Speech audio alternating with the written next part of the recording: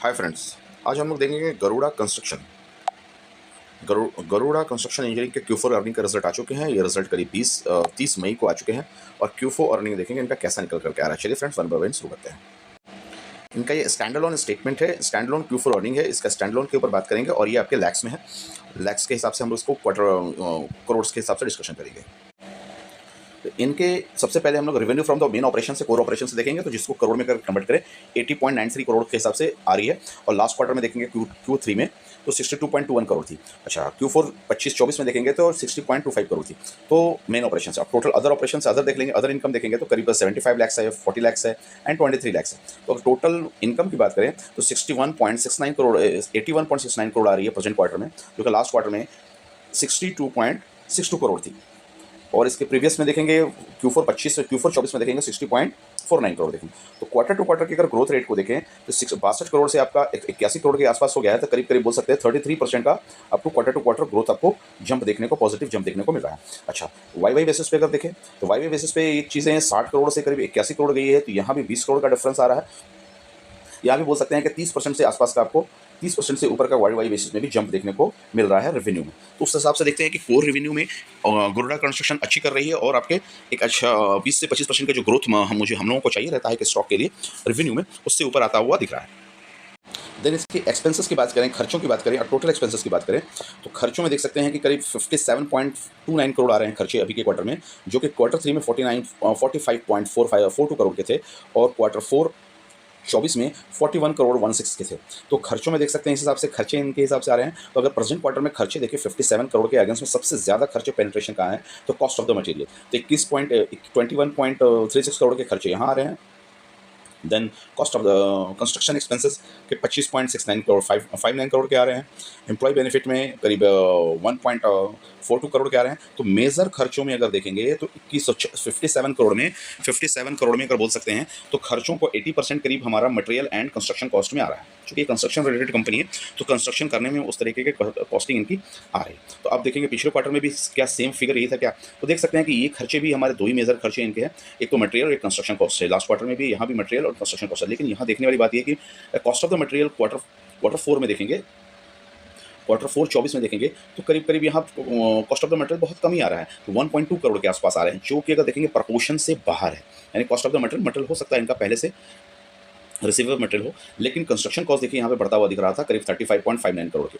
तो उस रेशियो में अब देखें टोटल खर्चों में year on year quarter to quarter क्या इजाफा हो रहा है, तो 45.42 करोड़ के अगेंस्ट में 57 करोड़ है खर्चे। तो यहाँ देखेंगे कि खर्चे हमारे 12 करोड़ के आसपास से बढ़ रहे हैं। तो बोल सकते हैं खर्चे आपके 25% के हिसाब से ग्रोथ कर रहे हैं, क्योंकि हमारा रेवेन्यू हम लोगों ने देखा था क्या, रेवेन्यू हमारा 33% के हिसाब से ग्रो कर रहे थे। अच्छा, वाई बेसिस पे देखिए 41 करोड़ के हिसाब से खर्चों में 57 करोड़ देख सकते हैं कि 16 करोड़ बढ़ रहे हैं। तो ये करीब ये वाई बेसिस पे खर्चे देखेंगे तो 16 करोड़ अगर 40 करोड़ के हिसाब से 41 करोड़ के हिसाब से 16 करोड़ के हिसाब से बात करें तो ये भी 33% के हिसाब से ग्रो कर रहे हैं। तो खर्चे मोटे मोटी वाई बेसिस पे सेम प्रपोर्शन में ग्रो कर रही है, बट क्वार्टरली बेसिस पे खर्चे थोड़े से कम बढ़ रहे हैं। तो अब देखेंगे इसको खर्चों काटने के बाद प्रॉफिट क्या आता है।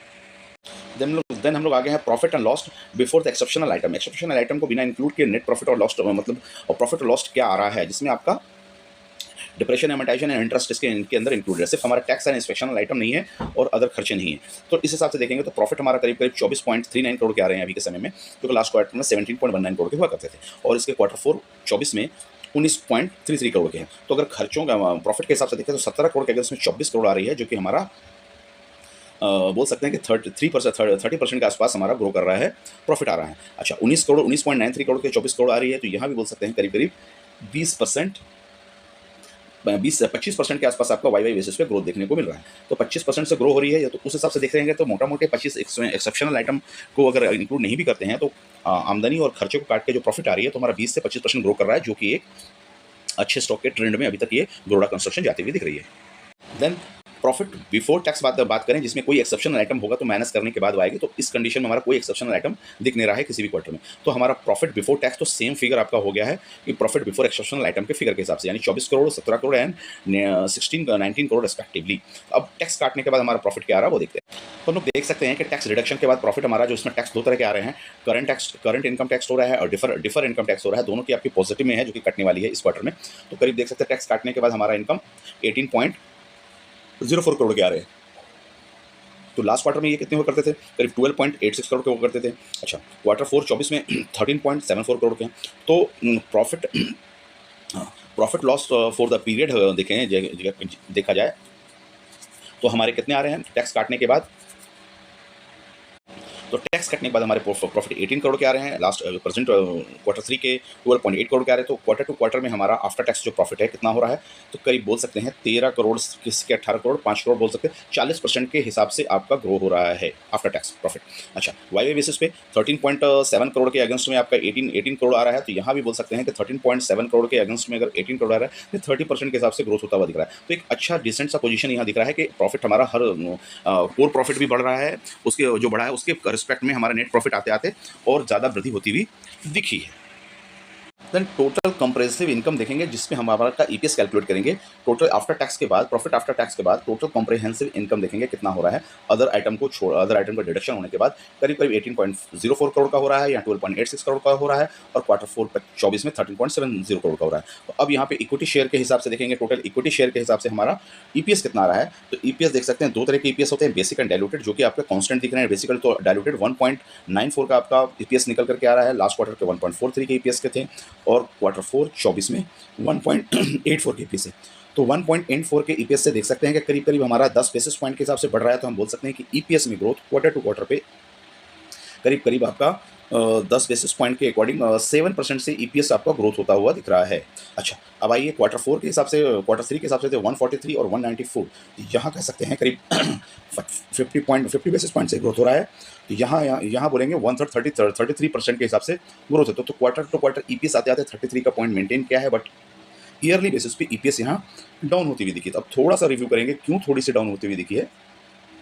तो 1.84 के अगेंस्ट में इनके बैलेंस शीट के हिसाब से अगर देखा जाए, प्रॉफिट लॉस स्टेटमेंट को कंसीडर करें तो 1.84 आ रहा है, 1.94 आ रहा है। तो थोड़ा सा मुझे लगता है कि इसको और डीप एनालिसिस करने की जरूरत है कि 13.70 है और 18.04 है, दोनों के हमारा के हिसाब से ईपीएस कम इतना ज़्यादा क्यों आ रहा है, जबकि दोनों में अगर फंड वाइज अगर डिफरेंस देखें तो 12.86 हमारा यहाँ पे ईपीएस निकल के आ रहा है, कंट्रीब्यूशन प्रॉफिट आ रहा है 12.86 और यहाँ 13.70। तो यहाँ बोल सकते हैं कि 13.70 मतलब कि 1 करोड़ का मोटा मोटी 1 करोड़ से ऊपर का ही कम का डिफरेंस है। तो यहाँ पे ईपीएस में इतना ज़्यादा डिफरेंसेस है, ये क्वेश्चनेबल है। चलिए आगे पॉइंट को एनालाइज करते हैं।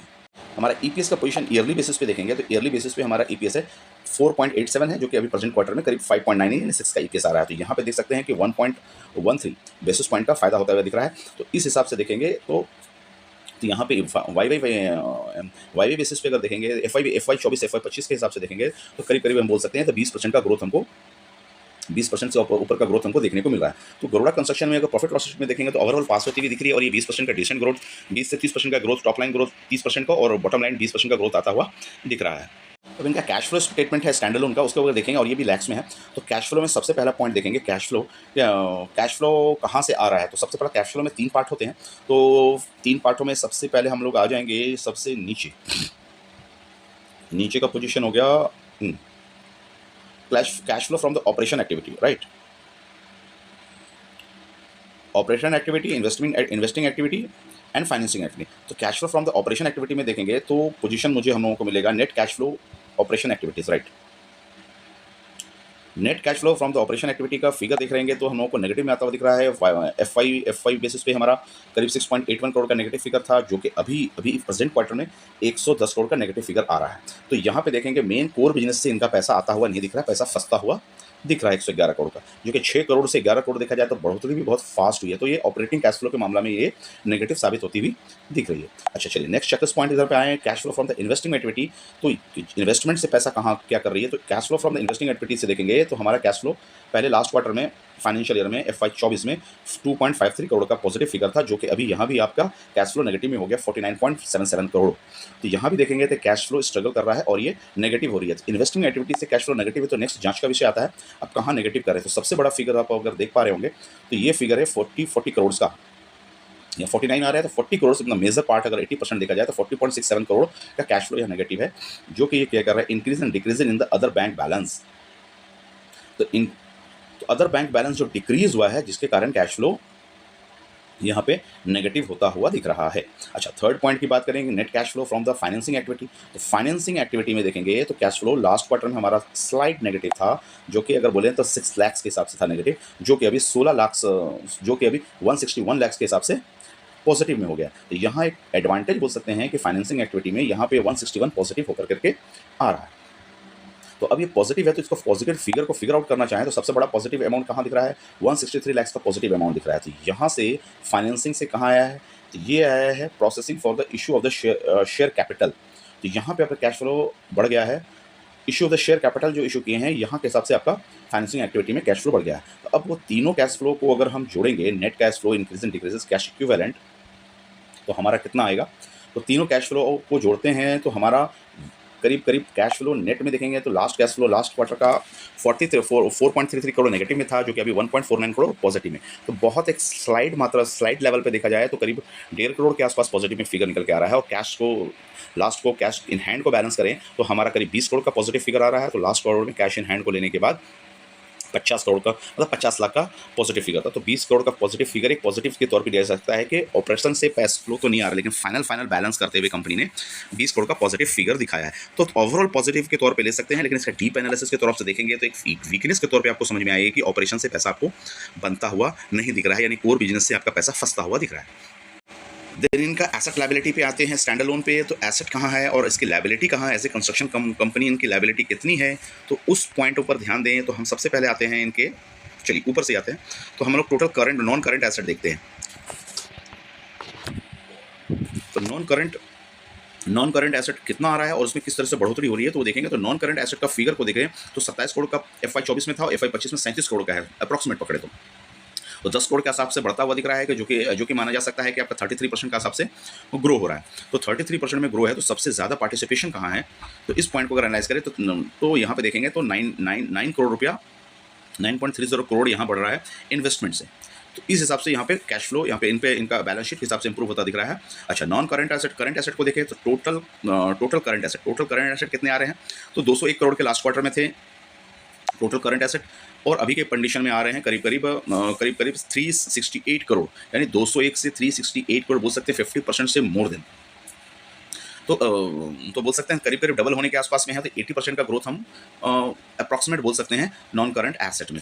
नॉन करंट एसेट बहुत तेजी से फास्ट ग्रोथ होता हुआ दिख रहा है। क्या है शेयर होल्डर इक्विटी, क्यों लेंगे शेयर होल्डर इक्विटी को, डेट टू इक्विटी निकालनी है मुझे। तो डेट टू इक्विटी निकालेंगे तो पिछले फाइनेंशियल ईयर का शेयर होल्डर इक्विटी कितना था, 119 करोड़ का था, जो कि अभी आपका शेयर होल्डर इक्विटी 331 करोड़ का हो गया। तो 119 से 331 अगर बोला जाए तो मोटा मोटी 3 टाइम्स होता हुआ दिख रहा है, 3x of share holder equity होती हुई दिख रही है। तो अब हमारा डेट इस 3x में डेट कितना है, तो डेट देखेंगे करंट क्वार्टर के हिसाब से, करंट फाइनेंशियल हिसाब से देखा जाए तो 331 करोड़ के अगेंस्ट में हमारा इक्विटी यहाँ है, लेकिन करंट डेट तो पता चल गया, इक्विटी पता चल गया, डेट कहाँ है। तो डेट देखेंगे तो मुझे तो करंट लायबिलिटी के हिसाब से डेट अगर देखा जाए तो यहाँ पे हम देख सकते हैं 74 करोड़ का डेट आ रहा है। तो 74 करोड़ के डेट के हिसाब से इक्विटी के पास आपका पैसा रखा हुआ है करीब 331 करोड़। तो 74 कहाँ है, 331 कहाँ है, तो डेट टू इक्विटी आपको देखेंगे तो स्लाइडली कितना 7/28 4, यानी 0.4 से 1 यानी 0.2 आपका डेट टू इक्विटी निकल करके आएगा।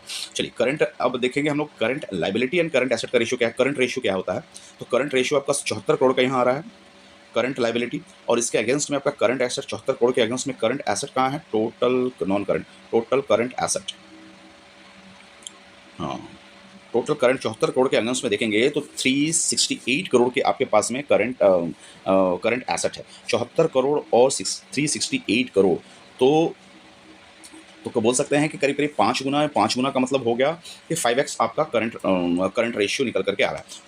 तो ओवरऑल सिनारियो में अगर देखें इनका, तो बैलेंस शीट इनकी अच्छी और तगड़ी दिख रही है, कैश फ्लो भी ठीक ठाक है, बट ऑपरेशन से पैसा नहीं आ रहा, बट पॉजिटिव में बनी हुई है, चूँकि एक IPO कंपनी है। IPO के बाद ये थोड़ा सा अपने आप को स्टेबल करने की कोशिश कर रही है। तो अब ये फटाफट हम लोग देखेंगे इनके और कुछ और सम इम्पॉर्टेंट पैरामीटर, जैसे working capital required, general corporate purpose के हिसाब से कितना ले रही है। चलिए ठीक है, नेक्स्ट पॉइंट, गरुड़ा कंस्ट्रक्शन के कंसोलिडेटेड स्टेटमेंट में थोड़ा सा हम लोग पी पे नजर डालेंगे, क्या कंसोलिडेटेड में पी भाग रहा है क्या। तो यहाँ देखेंगे कंसोलिडेटेड में पी किस फिगर का आ रहा है, Q4 का है, Q3 का है एंड 31 मार्च। हाँ, तो Q4 Q3 को अगर हम देखेंगे तो यहाँ पे 1.43 1.93 तो 94 मोटा मोटी सेम आता हुआ दिख रहा है गरुड़ा कंस्ट्रक्शन में। चलिए यहाँ पर भी ये ठीक ठाक कंपनी करते हुए दिख रही है। तो ओवरऑल इस कंपनी पर नजर बना के रख सकते हैं, इनके क्वार्टर के रिजल्ट अच्छे आए हैं और इस हिसाब से कंपनी चलती हुई दिख सकती है। एक IPO लिस्टेड कंपनी है जो कि 125 रुपीज़ की हाई लगाई थी 143 की हाई लगाई थी और ये करीब करीब इन्होंने आईपीओ लिस्टेड होने के बाद ₹110 में लिस्ट हुआ है और ये करीब बेस नीचे नीचे ₹90 तक जा चुकी है। तो ये अभी ₹115 के आसपास चल रहा है, जो कि अपने मीडियम रेंज से ऊपर तोड़ता हुआ, तो ये 143 का हाई को तोड़ता हुआ नियर अबाउट में दिख सकता है, but it not a recommendation. दिख सकता है, अगर उसको वॉच लिस्ट में आप ऐड करके रख सकते हैं, तो उनको वाई बेसिस पे और क्वार्टर क्वार्टर बेसिस पे ये कंपनी अच्छी करती हुई दिख रही है। तो फ्रेंड, इस तरीके से इस चैनल को लाइक करें, सब्सक्राइब करें, शेयर करना ना भूलें और जो भी कमेंट्स वो कर सकते हैं। और ये क्वेश्चन, ये जिसको भी 20 से 25% प्रमोटर पब्लिक होल्डिंग है, तो जिनको भी ये स्टॉक मिला होगा तो थोड़ा सा डीप एनालिसिस अगर चाहते हैं तो कमेंट्स में लिख सकते हैं। बाकी बात क्यू फॉर अर्निंग का हम लोगों ने एनालिसिस किया है, जिसमें स्लाइटली डीप बोले 1 लेवल की एनालिसिस की गई है और सेकंड एंड थर्ड लेवल की एनालिसिस इसमें और भी हो सकती है, जिससे आपको फाइनेंशियल पोजीशन और फंडामेंटल पोजीशन क्लियर आउट होगा। तो अभी तक इस कंडीशन में इतना ही, और बाकी बात चीज़ों के लिए लाइक करें, कमेंट करें, सब्सक्राइब करें और थोड़ा सा सपोर्ट करें। थैंक यू फ्रेंड्स, मिलते हैं, बाय बाय।